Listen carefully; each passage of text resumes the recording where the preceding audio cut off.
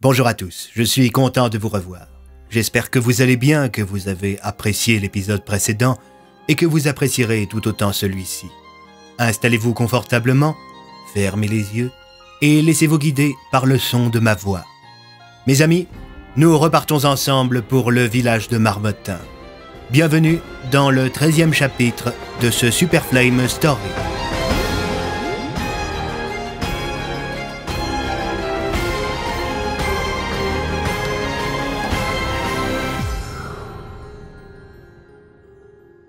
« 13 décembre. La veille au soir, l'inspecteur Bloom et Andrew avaient dû quitter Contumace dans la précipitation pour venir au chevet du commissaire Tassier. Ce dernier, encore très faible, avait du mal à parler. « Vous avez retrouvé Oswald ?» demanda le vieux policier d'une voix à peine audible. « Oui, il est en sécurité, » déclara Bloom. « Qui l'avait enlevé ?» On ne sait pas. Le lieutenant Andreas l'a retrouvé en train de déambuler sur la route. Il était nu comme un ver. « Ça ne m'étonne pas de lui, » répondit Tassier en riant, avant de se tordre de douleur. Bien qu'étant réveillé, il était loin de s'être remis de ses blessures. Andrew se rapprocha du commissaire et lui murmura à l'oreille. « Alias va bien, on a dû le déplacer dans ma porte. »« Pourquoi donc ?»« La DPA a essayé de l'assassiner. »« Et le maire ?» demanda le commissaire à voix basse. « Il est mort, » déclara Bloom. « C'est le bordel en ce moment à Marmottin. Je me doute que vous ne vous souvenez pas de tout, commissaire, mais vous devriez savoir qu'il y a eu beaucoup de morts et que la division Plume d'Argent voit son influence sur Marmottin considérablement accrue par la situation. »« Et qu'est-ce qu'ils veulent, ceux-là ?»« C'est très vague, » reprit Bennett. « Mais ça ne sent pas très bon. » Sitôt l'homme à l'étrange porte avait-il fini sa phrase que le docteur Masson pénétra dans la chambre du commissaire. « Comment il va, le monsieur Tassier ?»« Bonjour, Doc. » Le médecin commença à ausculter le vieux policier. Il tourna son regard vers l'inspecteur Bloom. « Vous devriez faire attention à vos fréquentations, inspecteur, » lança le médecin en prenant le pouls du commissaire. « Pardon ?» demanda Bloom. « Vous n'avez pas lu la Gazette ?»« Non. Pourquoi ?»« Vous faites les gros titres, » répondit le médecin en sortant le journal de sa blouse. La première page était consacrée à la petite escapade nocturne de l'inspecteur et de l'homme à l'étrange porte. On pouvait même voir une photographie des deux hommes montant dans un véhicule banalisé sous escorte de la DPA. « Oh bon Dieu, c'était donc ça les flashs !» déclara Bloom, dépité, avant de rendre le journal au docteur Masson.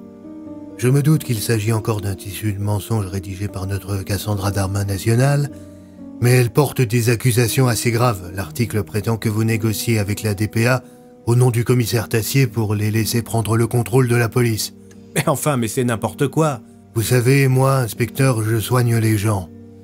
Mais je pense que, en ces temps troublés, vous devriez soigner votre image publique. »« Vous croyez ?» Le commissaire reprit. « Le docteur Masson a raison, Nathan. Étant donné la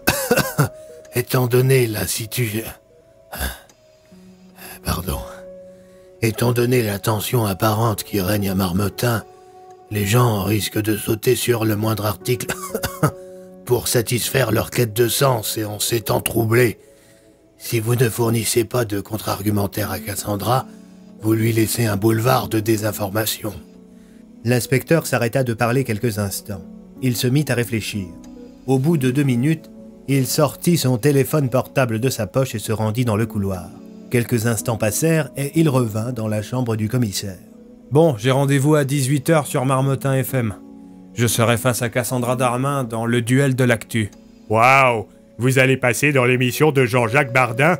demanda le lieutenant Fonck en arrivant avec un ordinateur portable. « J'adore son émission. Vous pensez que vous pourriez m'avoir un autographe ?»« Je vais essayer, Fonck. C'est pour quoi faire, le PC ?»« C'est moi qui lui ai demandé. C'est pour pouvoir travailler depuis l'hôpital. » déclara Tassier en ouvrant péniblement l'ordinateur. Les policiers saluèrent leur supérieur et se dirigèrent au commissariat pour faire un point sur la situation dans leur salle secrète.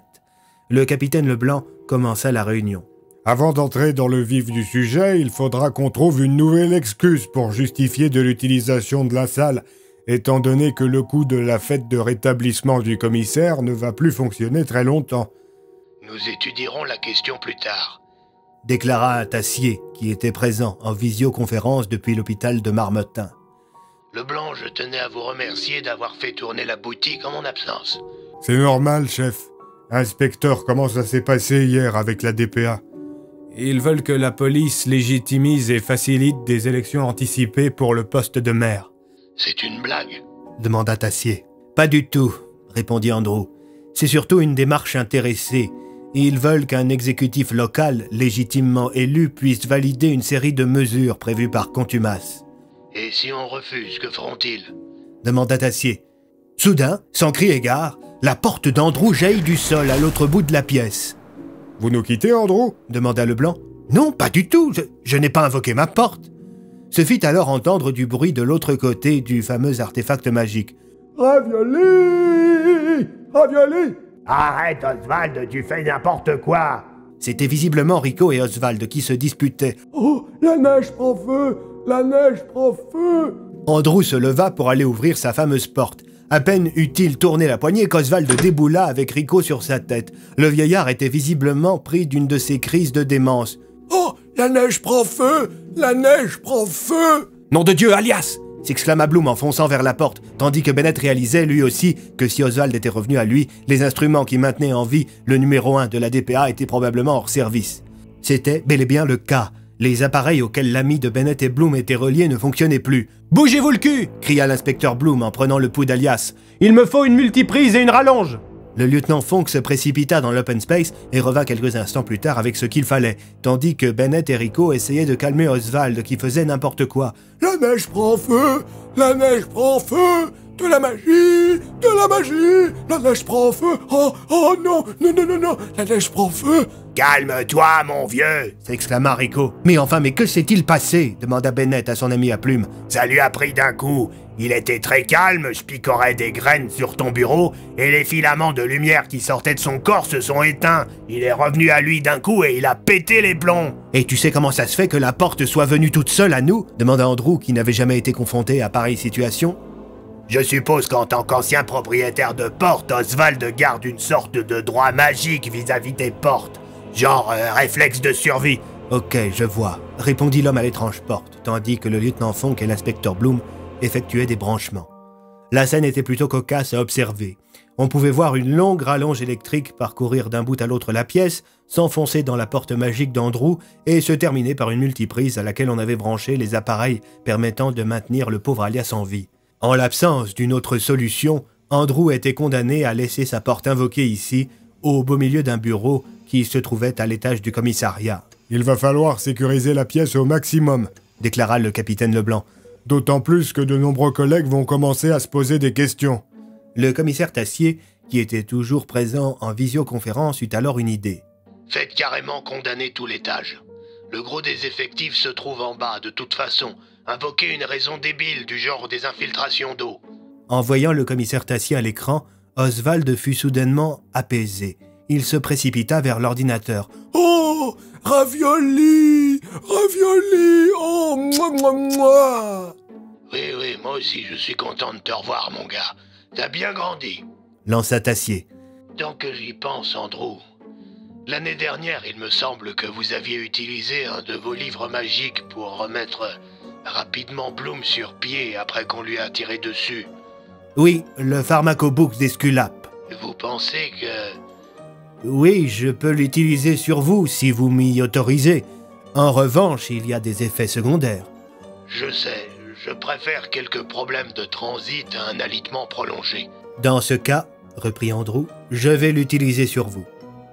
En revanche, comme je ne peux pas utiliser ma porte pour le moment, il faut que quelqu'un m'amène à l'hôpital.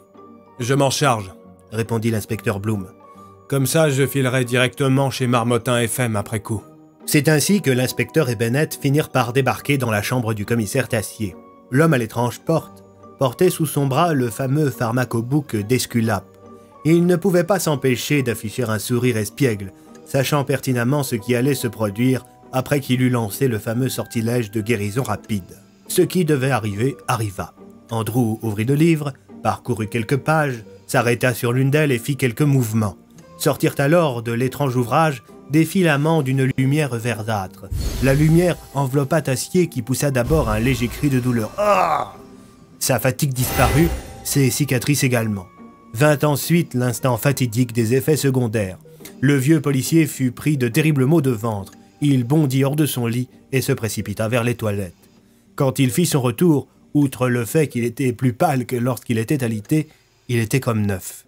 Le docteur Masson, alerté par l'agitation ambiante, débarqua dans la chambre et constata l'état du chef de la police de la ville. « Eh bien, ma parole, je n'ai jamais vu ça en 40 ans de carrière. C'est un petit remède maison de Bennett qui m'a remis debout. » déclara le commissaire en remerciant chaleureusement le médecin de s'être occupé de lui. « Puisqu'il s'agit d'un remède de M. Bennett, nous n'en parlerons donc pas. » déclara le docteur en remettant son stéthoscope autour de son cou, juste avant de signer l'autorisation de sortie du commissaire. Les 3 camarades sortirent donc de l'hôpital. Bennett et Tassier décidèrent d'accompagner l'inspecteur jusqu'aux locaux de Marmottin FM pour l'encourager. La station de radio se trouvait dans un grand bâtiment, à l'ouest de Marmottin. Comme c'était l'une des rares radios que l'on captait dans les environs, Marmottin FM était, avec la Gazette de Marmottin, la principale source d'information pour le village. Cassandra Darmin le savait parfaitement. C'est pourquoi elle prenait un malin plaisir à jongler entre son journal et la radio locale. Elle s'assurait ainsi l'écoute attentive d'une majeure partie des villageois. Elle avait d'ailleurs un petit groupe de fans qui l'attendaient devant les locaux. « Allez-y, Cassandra, vous allez mettre KO ce traître d'inspecteur !» lança un vieux monsieur avant de demander un autographe à la journaliste, tandis que Bloom, Bennett et Tassier arrivaient sur les lieux. Le fan club de Cassandra se mit alors à fixer les 3 hommes avec des regards accusateurs, installant un climat de tension. « Bonjour, Madame Darmin », lança l'inspecteur en passant devant la journaliste. « Bonsoir, inspecteur Bloom. Enfin, inspecteur, je ne sais pas trop, vu comment vous traînez avec la DPA. Je devrais peut-être vous qualifier de soldat.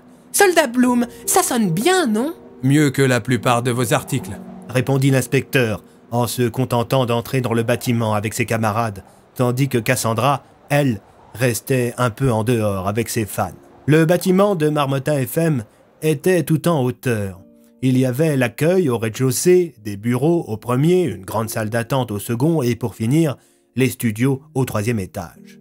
L'émission de Jean-Jacques Bardin était une des plus suivies de Marmottin. L'animateur était très en vue dans le village, d'autant qu'il avait fait un passage sur une grande chaîne nationale avant de revenir dans son village natal. Il arrivait souvent qu'on le reconnaisse lorsqu'il dînait au Vieux-Fournil avec sa femme. Il se prêtait volontiers au jeu des autographes avec un certain amusement. Tout comme Cassandra, l'inspecteur Bloom ne le respectait pas vraiment. Il le percevait, tout comme sa consoeur, comme un fabricant d'opinions et un faiseur de potins. Mais qu'importe. L'inspecteur savait que prendre la parole dans son émission lui donnerait la chance de se faire entendre de presque tout le village. Alors que l'émission s'apprêtait à commencer, on invita l'inspecteur à se rendre dans le studio, tandis que Bennett et Tassier, eux, étaient contraints de suivre l'émission dans une salle d'attente du second étage. Quand il arriva dans le studio, l'inspecteur remarqua que Cassandra était déjà là et qu'elle taillait le bout de gras avec Jean-Jacques Bardin. Les 2 journalistes semblaient bien s'entendre, chose qu'ignorait l'inspecteur. « Ah, bonsoir, monsieur Bloom !» lança Jean-Jacques. « Vous allez bien? Vous voulez de l'eau, un café Je veux bien un verre d'eau, oui. »« Parfait, la régie va vous apporter ça. Bon, ça va, pas trop stressé, c'est votre première émission, je crois ?» Non, à vrai dire, je suis déjà passé plusieurs fois à la radio, mais j'avoue que c'est assez intimidant de faire le duel de l'info. Oh, bah vous me flattez, inspecteur. Mais ne vous en faites pas, ça va bien se passer, n'est-ce pas, Cassandra? Eh bien, ça reste à voir, déclara la journaliste, sur un ton faussement taquin. Les minutes passèrent et bientôt chacun prit sa place. Quelques secondes avant le lancement, le jingle de l'émission se mit à retentir. Marmottin FM, tout de suite, le duel de l'info. Le duel de l'info. En direct avec Jean-Jacques Bardin. Et bonsoir à tous, nous sommes en direct sur Marmottin FM, c'est le duel de l'info. Votre émission qui décrypte l'actualité. Je suis ce soir avec Cassandra Darmin, la rédactrice en chef de la Gazette de Marmottin. Madame Darmin, bonsoir. Bonsoir Jean-Jacques. Et je suis également en compagnie de l'inspecteur Nathan Bloom de la police de Marmottin. Bonsoir, inspecteur. Bonsoir. Inspecteur Bloom, dites-moi, vous n'avez pas honte? Malgré cette première pique typique de l'animateur, l'inspecteur ne se laissa pas distraire. Honte de quoi, Jean-Jacques? J'ai sous les yeux un article de Madame Darmin qui explique preuves photographiques à l'appui, que vous auriez eu des contacts avec la DPA en dehors du cadre de votre mission. C'est exact, mais ce n'était pas en dehors du cadre de ma mission. Écoutez, vous voyez la photographie, elle a été prise sous les coups de 20 heures, on vous voit clairement rentrer dans un véhicule banalisé, escorté par des gens de la DPA, devant votre domicile. Ça, je ne le nie pas du tout, Jean-Jacques, mais c'est bien en tant qu'inspecteur de la police de Marmottin que j'ai répondu à une sollicitation de la DPA. Êtes-vous oui ou non, monsieur Bloom, soyez franc jeu, êtes-vous oui ou non aller à la rencontre de la DPA en tant que représentant de l'autorité du commissaire Tassier pour négocier le transfert du pouvoir de la police vers la DPA au détriment de la police locale? Eh bien non, c'est faux. Eh bien moi je dis que c'est vrai.